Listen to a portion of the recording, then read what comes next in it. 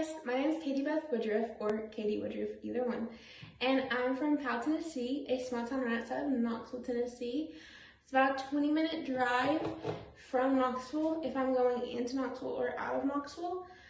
I am about 35 minutes from Neyland Stadium, if that means anything to anybody.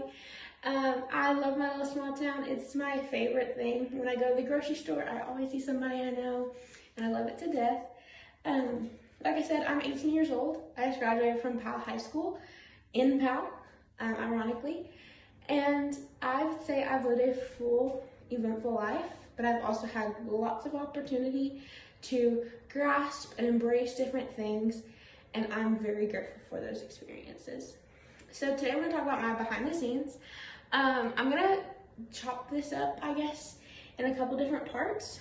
My first part is gonna be a hidden disability. My second part is going to be peer tutoring. My third part is going to be called Congress. And then fourth, we have Ambassador and Tennessee named. And then my career and how I got to the decision of choosing my career. So let's get into it. So a lot of people don't know this about me, but I do have a hidden disability. It's called absence seizure disorder. It affects 8 in every 100,000 students or teens. 99% of those 8 students do graduate or get cured from this disease or disability, whatever you prefer to call it. 1% of those students end up having it for the rest of their adulthood and having to cope with it in different ways. I unfortunately am in the 1 percentile. So I'm learning to cope with it. I always have sunglasses on and all the things. I know I probably should have clarified this earlier, but a absent seizure is kind of like a convulsive seizure in your brain. I forget where I am, forget who I'm talking to, what I'm talking about, who I'm with. Even if I come back and I see them, I'm like, oh wait, who are you? It is really sad, it breaks my heart sometimes, but you know, it's just my reality. Thankfully, I would like to thank and be very grateful for modern medicine because I love to say I'm doing great. Next up, we're gonna talk about peer tutoring. So peer tutoring is something, I don't know how it is in other counties or schools, but that's what we call it in my county and school that I went to. It's basically where an intellectual student with disabilities gets to work with a neurotypical student. A neurotypical student is just a regular student, whereas they might work with a student that has autism or a student that has Downs. They might take them to math class, or they might help them with their English homework, or they might take them to band, and it's my favorite thing in the world. I started peer tutoring when I was 7, and I stopped infinitely. We're still going. I actually have, I believe Friday night, I'm going to watch my friends with disabilities cheer. And so I'm super excited about it. I love supporting them. It's probably the highlights of my week when I get to go hang out with them. But they are my people. I love them so much. How I got involved in peer tutoring was I was placed in a what they call co-ed classroom in half of my kindergarten, but all of my preschool years. If you don't know what that is, it basically is a same thing but a peer tutoring classroom, but for young people or young students. So I was 3 through 5 when I was in my classroom. Again, I loved it. I honestly am thankful for my co-ed classroom because I probably would not be a peer tutor and not be as involved in Special Olympics as I am today if it wasn't for this class. So, here are my little friends. So this is Haley. You'll hear me refer to her later when I talk about my career.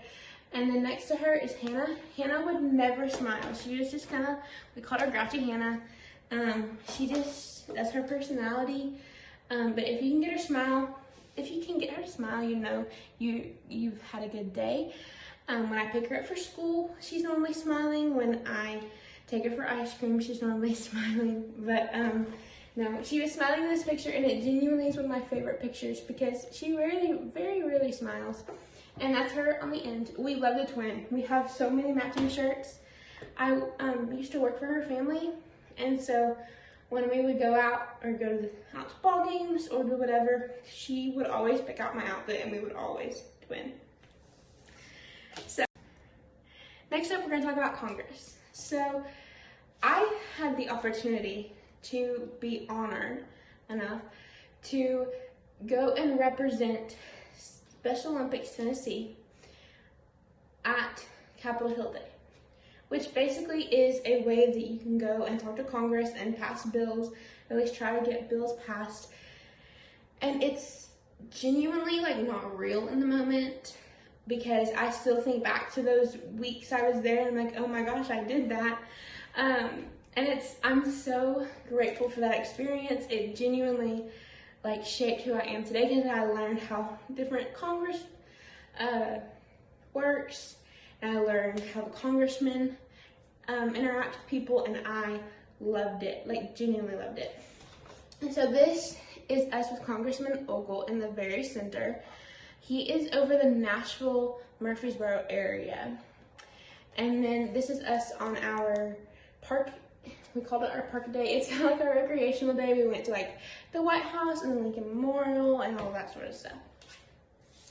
So next up is ambassadors.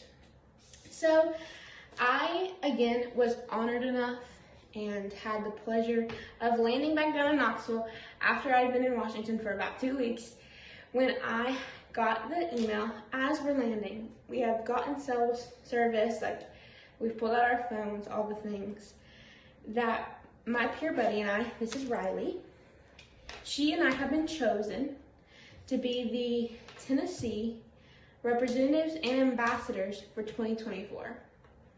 Which honestly, still saying it, it blows my mind, because everyone in the state of Tennessee, they picked Riley and I. And I would like to think that a lot of that had to do with us getting our bill passed in Washington, D.C., but honestly, I don't know. I'm beyond grateful to be an ambassador of Special Olympics Tennessee and a representative of the state. It genuinely means the world to me, because if it wasn't for Special Olympics and friends with disabilities, I wouldn't be where I am today.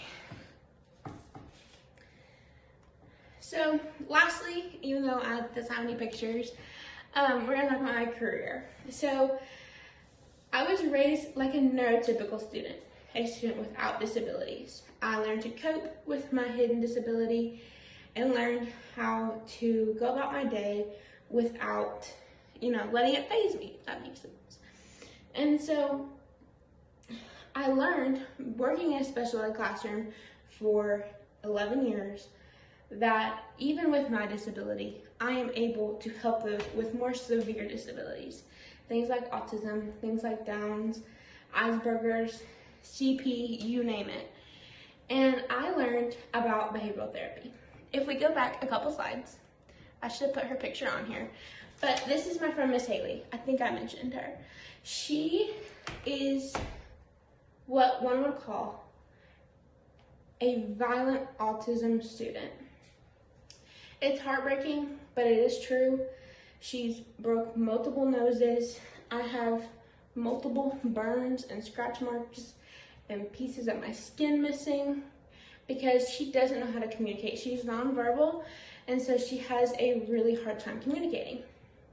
I learned from her that I could not easily, but I would love to go out and help students like her figure out how to cope better with, their life.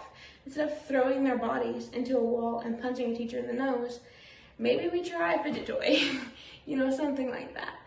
And I know it's not always that easy, because I've kind of been working in this field for about a year now, and I have learned the different ins and outs, kind of.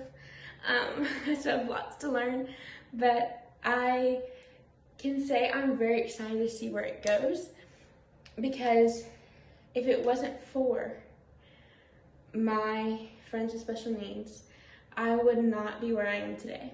I probably would let my disability hold me back, would let, you know, other people decide, oh, she has seizures, you know, it's whatever. But no, I stand in front of you today and I'm so excited for my future as a behavioral therapist, helping kids like Miss Haley, and all the things. I thank you all for listening, and I hope you have a wonderful rest of your day.